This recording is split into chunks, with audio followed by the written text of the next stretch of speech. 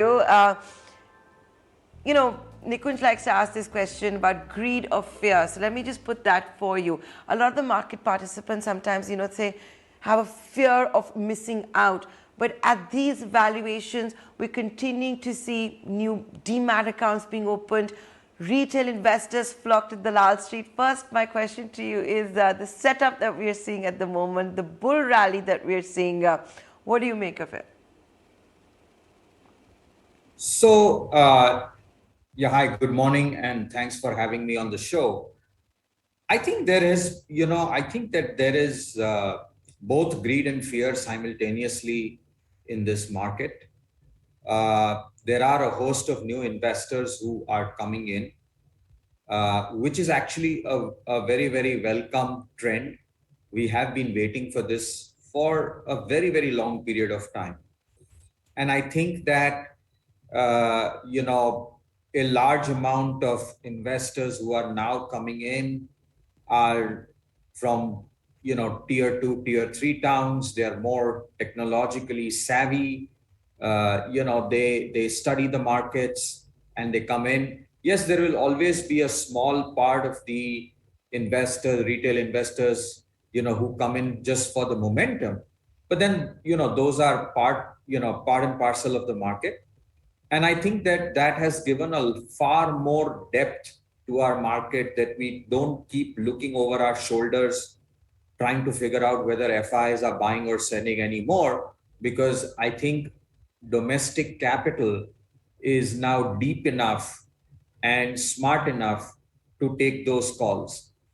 Having said that, I think that there is also a fear that I sense when I, speak to a lot of large investors.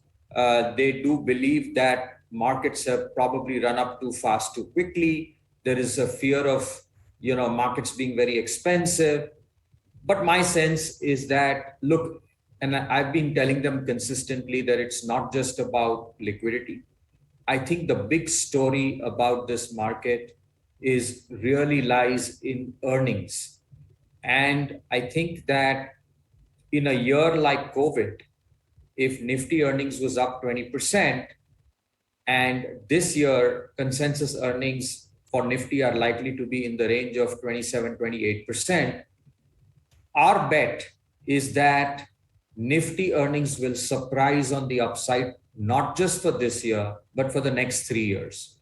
We are starting a very significant new earnings growth cycle in this country.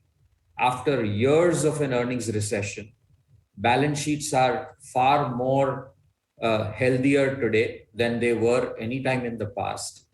And yes, I mean, there will always be an occasional correction in the market, but, my conviction in this bull market is reasonably high.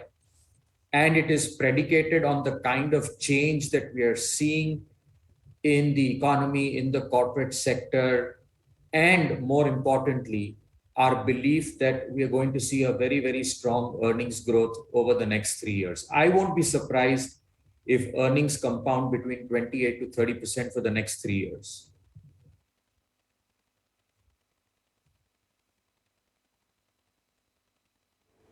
We've already got the Nifty trading at what, 24 times forward on a one-year basis. When you see earnings compound to the levels you're talking about, then these kind of valuations, they don't suddenly seem as stretched as we were talking about, what you were alluding to also of large investors red flagging.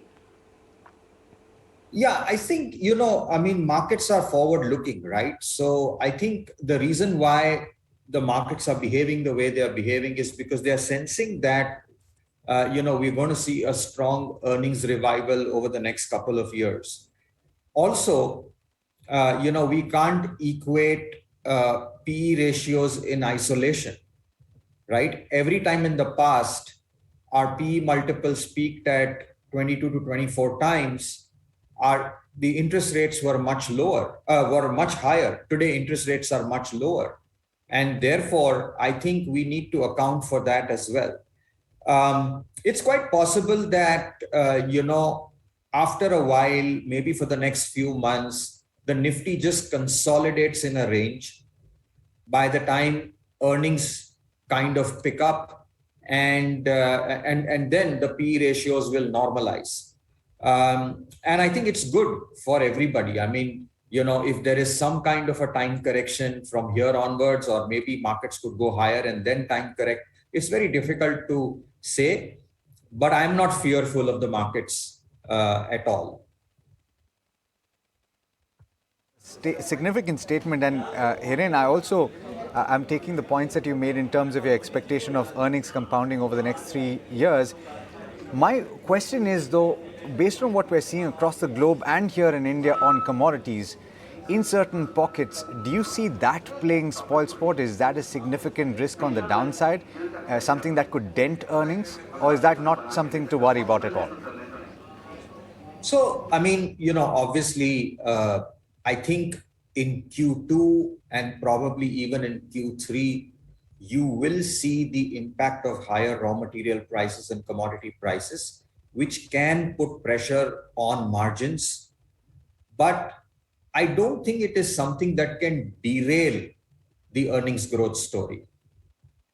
And in fact, if you go back in history and see, today what is happening is that you are in a little bit of a unique situation where higher costs and some kind of supply disruption is actually at the margin giving pricing power to manufacturers, right?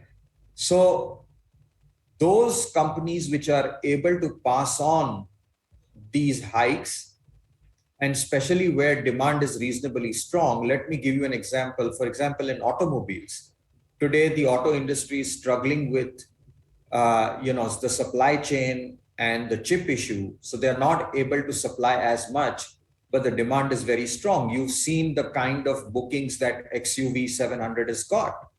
You look at the waiting list that is there for some of the cars of Tata Motors, right? And all the discounts have disappeared.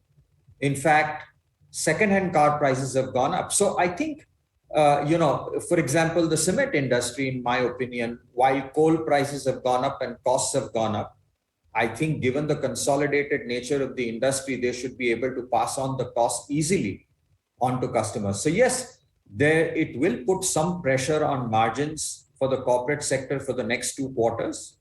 But for those who are able to pass it on, my belief is that you will actually see that an inflationary environment is actually accretive for earnings rather than causing headwinds. So, I think we will be okay. Some of these issues are not so significantly permanent that we should worry about. I'm talking about a long-term trend in earnings. A couple of quarters of impact because of higher raw material prices, I think investors will look through that. The focus now here, and I wouldn't be surprised if somebody's asked you this already, but I want to hear what you have to say. With a rising tide, everything gets lifted, and a lot of people are now advocating that you narrow your focus, and I'm taking from what you said also, to focus on perhaps those companies that are able to withstand the pressure of rising commodity prices, various other pressures, and that are able to stand strong. Do I then read from that you narrow your focus to the top couple of companies in each sector, to the companies that are able to show you that they're going to be able to withstand the pressure for the next several years without a problem? No, actually, I am of the belief that, while there has been a very strong consolidation in every sector, and the big are getting bigger, the strong are getting stronger, that will continue. But having said that, I also believe that the breadth of the market is likely to remain much wider. The opportunity set is likely to remain much wider. And yes, people should always focus on high quality companies, but I think that the opportunity set itself is going to be very different than the ones that we saw in 2018 and 2019, where the markets got very narrow on the top, right? And that is likely to change significantly going forward. So I think there are two trends which will play out simultaneously. One is that in several sectors where there is a large unorganized market and it is fragmented, the leaders will continue to consolidate and have a larger share of the profit pool. That's not going to stop. But at the same time, I also believe that there are new sectors or sectors which haven't done anything for the last many, many years. Capital goods, right? Manufacturing, autos, auto ancillaries. I mean, there are so many sectors which have had very tepid earnings in the last 10 years. Commodities, metals, right? I think they will also contribute to the earnings growth. So what we had in the last 3-4 years was just extreme concentration of profitability at the top. I think this time, while we will continue to see that the top players continue to consolidate on the profit cycle, but I also see a much wider breadth of industries starting to contribute to the overall profit pool.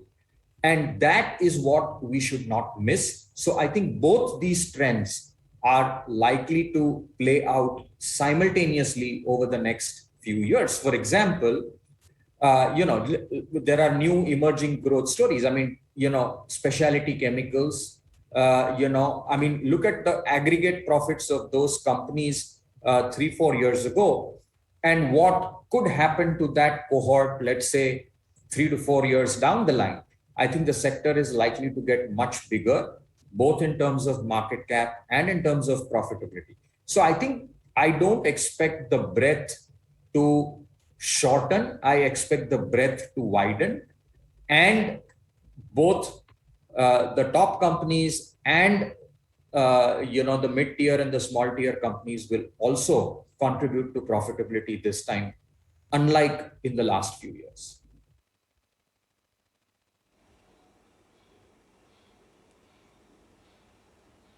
Hiren, this profitability pool that you're talking about, can it be disrupted by the new age companies that are headed to the Dalal Street? It's the festive season. The Dalal Street is buzzing with the kind of IPOs that are going to be out very, very soon, maybe even before Diwali. A Paytm, a Nykaa, a Policy Bazaar, a MobiKwik. Soon thereafter, you'll have an Oyo, and the list goes on and on. Can that view be disrupted by these loss-making companies headed to the Dalal Street? So I think there is definitely a large rush of IPOs of what is, you can call it, the new economy companies, the new gen companies, and I think that that's pretty much welcome because it's going to broaden the opportunity set for investors in the market.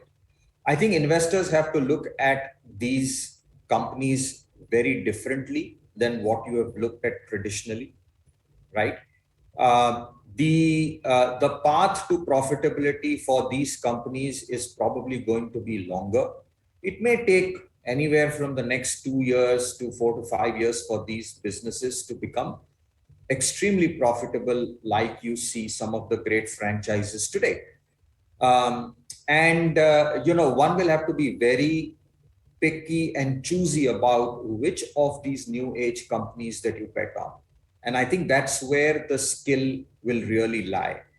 But I think that given the fact that the amount of capital available in the capital markets is also growing, I don't worry about the fact that the IPOs are going to drown out all the liquidity like it used to happen in the past. I think that, as I said, there is far more capital coming into the financial markets, and the depth is improving, and the participation is improving, and I think that the new IPOs can easily be absorbed given the kind of liquidity that we have.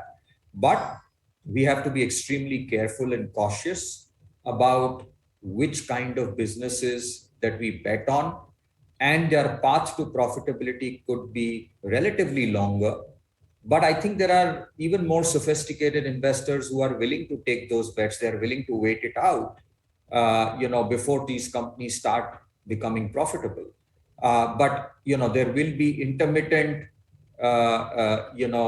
volatility, and if you're willing to take that, then that's the game for you. Otherwise, you just stick to your traditional metrics, and it's fine. There are opportunities all over the place.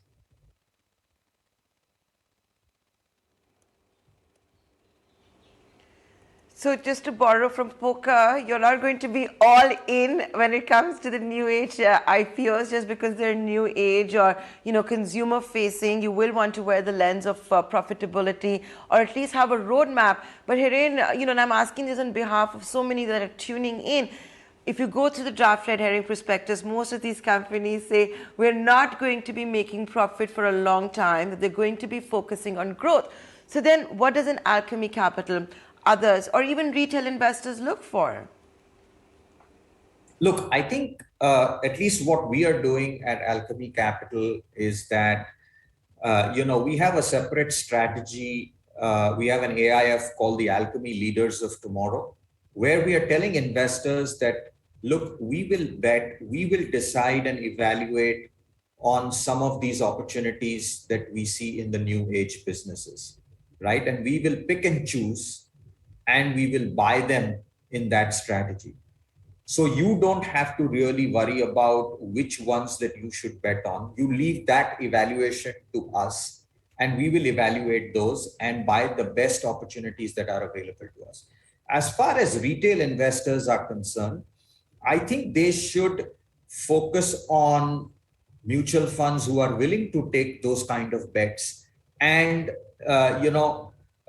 take help of professional advisors rather than trying to do it by themselves. If they believe that they have the ability to understand these businesses by themselves, fair enough. But I would certainly suggest them that they should have a very, very long-term view while investing in these businesses, which is true of any other business that you invest in, but particularly with these kind of businesses. And you have to be mindful of the kind of valuations that you're willing to pay. To bracket all these businesses into new age businesses is quite a challenge, because every business, even though it may be a new age business or a digital business or a B2C business, is very different. And the economics of those businesses will turn out to be very, very different. So either you play it through a strategy, through a portfolio manager or through a mutual fund manager who understands this, who may take bets on some of this, and they communicate this very clearly to you as an investor that, look, we are going to take a bet on these businesses. Do that with a proper understanding and a long-term view, and not try to get sucked into the excitement of the IPOs and the pop that these companies will get during these IPOs, because that could be that could turn out to be quite dangerous in the short to medium term. We've seen that in a couple of IPOs. But Hiren, another question that perhaps it's very interesting, right? So much about investing is about reading the trends and reading the signs before they actually happen, right? And worldviews have changed over the past 1.5 years. You're seeing, for example, the residential real estate market moving now, perhaps waking up from a dormant state that a lot of people thought was going to be the case for several years more. What, according to you, is the sector that stands out, that will see that big boom in the next couple of years to the next 5 years? Well, I can't name any one sector. You mentioned particularly residential real estate. I agree with you. I think we are bullish on real estate. I think the real estate sector is now fairly consolidated. And after a long consolidation, it is likely to break out. The quality of players has changed. More importantly, there is now high quality institutional money which is willing to back the real estate sector. One of the big problems of the real estate sector was that they were not getting capital from the banking system, and therefore they ended up borrowing either in the unofficial markets or they borrowed from NBFCs at very high costs. The model was very different. I think all of that has undergone a change. There is now high quality private equity capital which is willing to back some of these players. The quality of capital has improved substantially, and the end product is also reflecting that. So we continue to be very bullish on real estate going into the future. Housing, real estate will see a rebound, is in fact already seeing a rebound, which is that one big sector, as I said earlier, that it's, I don't want to bet and say that this is the sector where you're going to make money. I think there are many sectors. The breadth of the market is likely to improve, though I do personally believe that many sectors which have lagged in profitability in the last couple of years are likely to incrementally contribute substantially to the improvement in profitability. The leadership is not going to remain with the sectors which did well in the last 10 years. There will always be exceptions to the rule, but those will be exceptions. If I look at the next 5 years out, you have to have a mix of good quality exposure to sectors which are either young today or they are companies from sectors which did not contribute to significant profitability in the last couple of years. And as I mentioned earlier, it could be real estate, it could be capital goods, it could be commodities, it could be metals, it could be hotels, specialty chemicals. I mean, there are technology. We continue to be extremely bullish on technology companies, right? So I think the breadth of opportunities is significantly big. And I think the time is now is really when stock picking will matter. The easy money making, which we saw for the last 18 months, that will certainly come to an end at some point in time, as markets will correct and consolidate at some point. And then picking and choosing companies will become extremely important. But having said that, I don't want to limit myself and say that this is the sector that you need to bet on. I see a huge breadth of opportunities going forward. Absolutely, Hiren. Always a pleasure listening to you. Certainly gained insight from this conversation. Thank you so much for taking the time. Thank you. Thank you. Thanks for having me.